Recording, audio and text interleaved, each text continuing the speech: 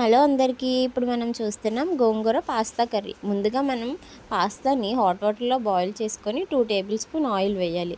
తర్వాత బాండీ పెట్టుకొని గోంగూర పేస్ట్ సిద్ధం చేసుకోవాలి. గోంగూరని బాయిల్ చేసి పేస్ట్ సిద్ధం చేసుకోవాలి. తర్వాత బాండీ పెట్టి అందులో 2 టేబుల్ స్పూన్స్ ఆయిల్ వేసి ఎండుమిర్చి, టమాటో, పచ్చిమిర్చి అండ్ ఆనియన్స్ అండ్ అల్లం వెల్లుల్లి పేస్ట్ వేసుకొని పచ్చివాసన పోయే వరకు వేగించాలి. తర్వాత మనం సిద్ధం చేసుకున్న గోంగూర పేస్ట్ వేసి మొత్తం మిక్స్ చేయాలి. తగినంత సాల్ట్, కారం వేసుకొని పూర్తిగా మిక్స్ చేయాలి. చేసిన తర్వాత సరిపడా వాటర్ వేసి బాయిల్ చేయాలి. లాస్ట్లో మనం బాయిల్ చేసుకున్న పాస్తాని వేసుకోవాలి. నచ్చితే లైక్ చేయండి అండ్ ఆల్సో సబ్స్క్రైబ్.